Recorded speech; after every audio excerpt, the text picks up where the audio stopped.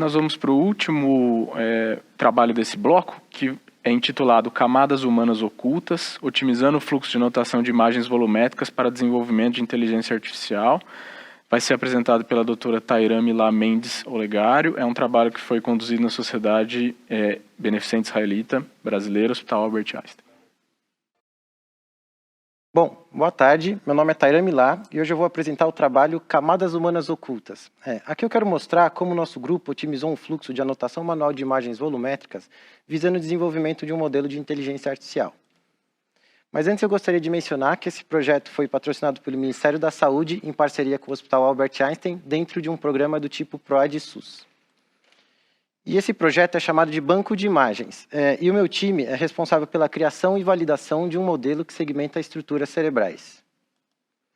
E o que é segmentação? Segmentar nada mais é do que delimitar uma região específica da imagem, como a gente pode ver aqui nas figuras, né? E o resultado de uma segmentação a gente chama de máscara. Então, aqui do lado esquerdo, a gente tem uma máscara do volume intracraniano e do lado direito, uma máscara dos ventrículos laterais. E a ideia desse projeto é criar um modelo de aprendizado de máquina que segmente essas estruturas. Esse tipo de modelo usa várias camadas de processamento, chamadas camadas ocultas, para gerar uma saída ou um resultado. Mas tanto para treinar quanto para validar um modelo desse tipo, a gente precisa de uma referência, né, de como essas imagens devem ser segmentadas. E essas referências são chamadas de ground truths. E esses ground truths, eles devem ser gerados ou pelo menos validados por especialistas da área. Daí o título da apresentação, Camadas Humanas Ocultas, que são essas pessoas que fazem esse trabalho que é essencial para o desenvolvimento desse tipo de modelo, né? No caso do volume intracraniano, a gente conseguiu automatizar boa parte desse processo utilizando técnicas clássicas de processamento de imagem, como vocês podem ver aqui na animação. Mas mesmo assim, essa segmentação ela tem que ser analisada e eventualmente corrigida por uma pessoa. No caso dos ventrículos laterais, não teve jeito, essas estruturas têm uma variação anatômica muito grande, então nós tivemos que desenvolver um protocolo de segmentação manual mesmo. Aqui vocês podem ver o nosso protocolo de segmentação inicial, né, desenvolvido no software 3D Slicer, e para vocês terem uma ideia, esse protocolo inicialmente tinha mais de 200 passos, então era muita coisa mesmo. Então a ideia dessa apresentação é mostrar como nós buscamos otimizar esse processo. Então agora eu vou entrar no fluxo de anotação propriamente dito. E o primeiro passo, né, foi recrutar e selecionar pessoas para fazerem esse trabalho, para serem as nossas camadas humanas ocultas, né? Então, nós divulgamos uma oportunidade de estágio em universidades para estudantes que tivessem conhecimento em neuroanatomia. E então, nós propusemos um desafio de segmentação e a nossa equipe de especialistas selecionou aqueles que apresentaram os melhores resultados. Então, a ideia aqui é tirar um pouco da carga do processo de segmentação dos especialistas, né, neuroradiologistas, e dividir com estudantes da área da saúde. O papel dos neuroradiologistas passou a ser de orientação do processo de segmentação e também de validação da segmentação realizada. Deixa eu só ver aqui.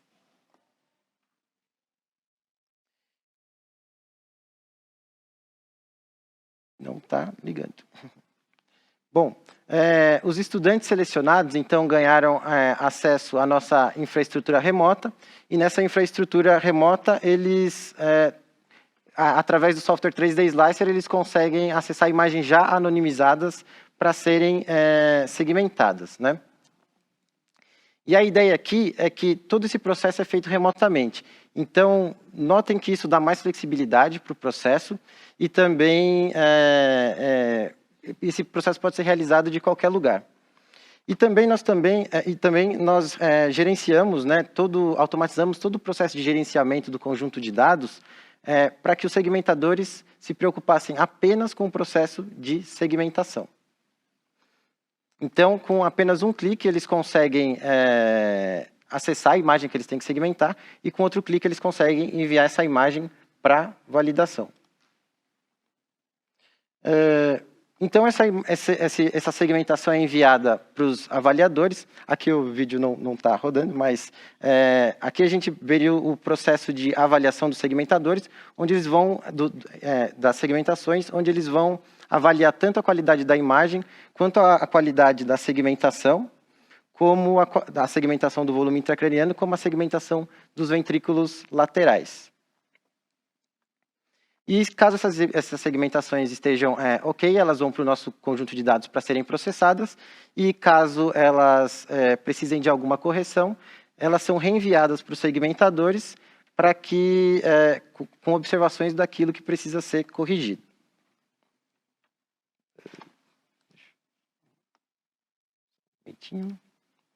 Então, vocês já podem perceber que o processo de comunicação é crucial durante esse desenvolvimento, né? Então, para isso, nós estabelecemos 2 canais de comunicação. O primeiro é a própria ferramenta, onde tem caixas de texto em que tanto segmentadores quanto avaliadores podem escrever suas observações. E o segundo é um grupo, onde os segmentadores podem escrever as suas dúvidas gerais, né? Por exemplo, como dúvidas anatômicas. E os avaliadores podem também sanar essas dúvidas, como escrever também observações gerais. E todo esse processo, tanto de segmentação quanto de validação, é realizado utilizando é monitorado, né, totalmente monitorado, utilizando um dashboard. Então, aqui a gente pode ver, por exemplo, quantas imagens já foram avaliadas por um especialista. A gente pode comparar o volume intracraniano obtido pelo nosso modelo, né, de Deep Learning com o volume obtido pelo processo de segmentação do Ground Truth. Então, aqui notem que quanto mais próximo esses volumes, mais próximos eles vão estar da linha tracejada. A gente pode fazer a mesma análise, né, para os volumes dos ventrículos, volume dos ventrículos laterais.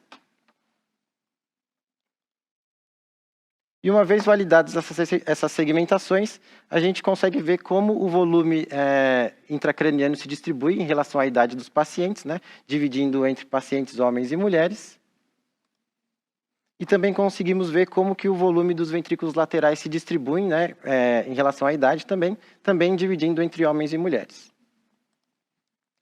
Então, em resumo, nós buscamos simplificar o processo de manipulação dos dados para que os segmentadores não se preocupassem com outra coisa a não ser o processo de segmentação em si, como que eles não se preocupassem, por exemplo, como abrir a imagem, como enviar para avaliação.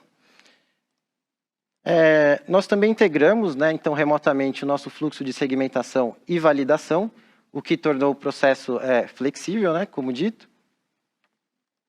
E toda essa integração foi desenvolvida utilizando ferramentas open source, o que deixou o processo também mais barato. E como todo esse fluxo é feito remotamente, toda a carga computacional recai sobre a nossa infraestrutura, e então essa carga não é exigida, né, grandes recursos dos segmentadores e dos validadores computacionalmente, o que deixa o processo totalmente escalável, né?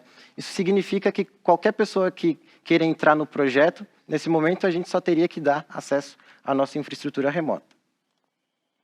Então, aqui algumas referências que nós utilizamos no desenvolvimento do fluxo de segmentação. Um agradecimento a todos aqueles que tornaram o projeto possível. E um agradecimento especial à nossa equipe, né? A ideia aqui é desocultar, né, o lado humano por trás do desenvolvimento de um modelo de inteligência artificial, que, afinal, é desenvolvido por pessoas para ajudar, né, auxiliar outras pessoas. E, por fim, muito obrigado. Bom, queria parabenizar o Dr. Tayran, foi uma excelente apresentação. Eu achei o trabalho particularmente interessante, que ele lida numa das etapas mais sensíveis aí do desenvolvimento de inteligência artificial, que é a criação de data de boa qualidade, né? Uhum. Tem até uma capa famosa lá da Economist que fala que o novo recurso mais valioso não é mais petróleo, é data de boa qualidade, né? Para você aí sim poder treinar algoritmos, né? Acho que é um baita gargalo é você ter esse tipo de coisa. E o que vocês fizeram que é facilitar, né? Que o cara só liga um negócio lá, dá o play e começa, né? Com toda a dificuldade que isso pode ter, o poder computacional que isso precisa. Eu achei bastante interessante. Parabéns, achei que tem muito a colaborar. Obrigado, obrigado. E passo a palavra para o Dr. Alexandre. Concordo, excelente trabalho, parabéns, um projeto muito interessante.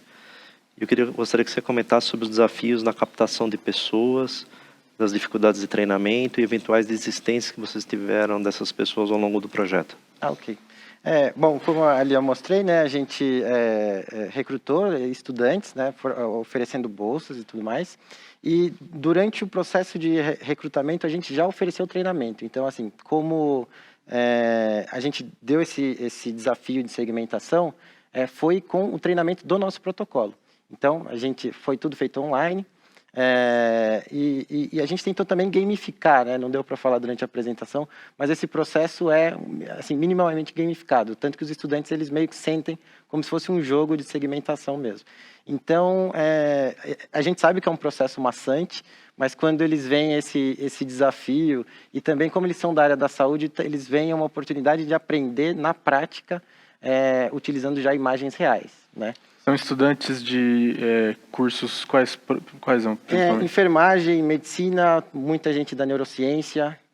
Então, assim, nós tivemos algumas desistências, mas assim, não desistências do processo, mas, por exemplo, nós recrutamos 10 pessoas, né?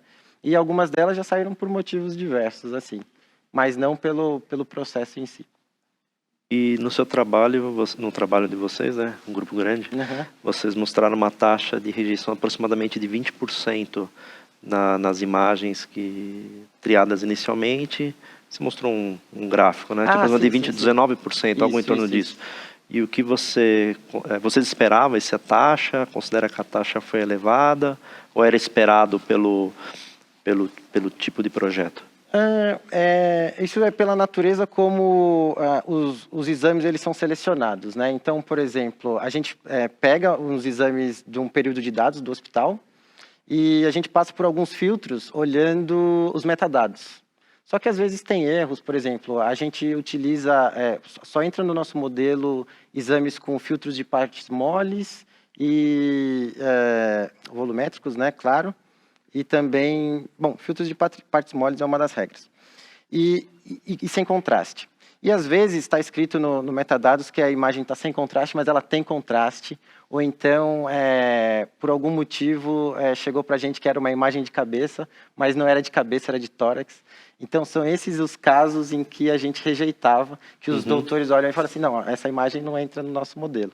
Então, assim, foi uma taxa grande, até porque, como a gente não fez com o NLP, foi com regras, né, então, a gente não tínhamos uma taxa esperada, né, mas a gente percebeu que é mais ou menos isso mesmo. Legal. E agora a gente está desenvolvendo um outro modelo, que aí ele já olha na imagem para tentar selecionar quais são esses dados específicos para a gente. Bom.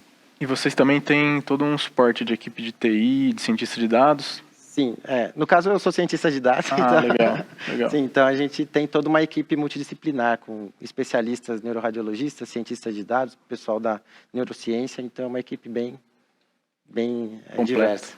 Beleza, acho que é isso, tranquilo? Então encerramos aqui o bloco de músculo esquelético, queria agradecer a participação de todos e ficamos por aqui.